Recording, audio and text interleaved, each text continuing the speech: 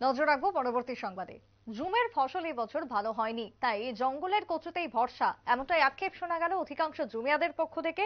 বিশেষ করে জঙ্গলের কচু সংগ্রহ করে বাড়িতে নিয়ে গিয়ে তা বিক্রি করে সংসার প্রতিপালন করার চেষ্টায় রয়েছেন জুমিয়ারা।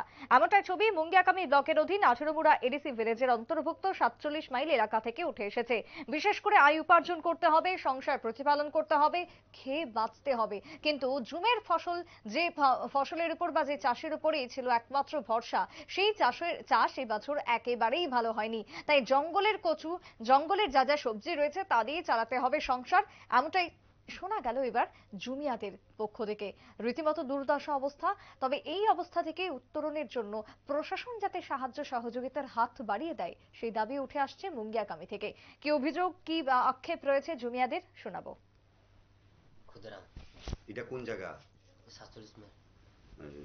আপনারা এই যে ওখানে দেখলাম, এটি কি করতেছেন আপনারা? এটি হ্যাঁ, এটি কি? এটি কচু। কচু কই থেকে আনেন?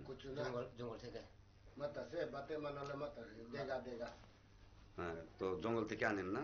আইনা এটি এই কইরা গুল্লু কইরা কি করেন? কত কইরা কেজি বেচেন? 1 কেজি 100। মানে এই বাড়িতেই করেন, বাজারে নিয়ে বেচেন? এই ইডির উপরে আপনার সংসার চলে? আপনার সংসারে কতজন লোক আছে? 12 জন আছে। 12 জনের মধ্যে সবাই কি এই কাজে ব্যস্ত, না পড়াশোনাও করে কেউ? তো আপনার সংসার এইটার উপরে চলছে না? জুমটুমের উপরে? জুম আছে। এদিকে তেলিয়ামুড়া বাজারে নিয়ে বেচেন না এখানে? জিয়লছড়া।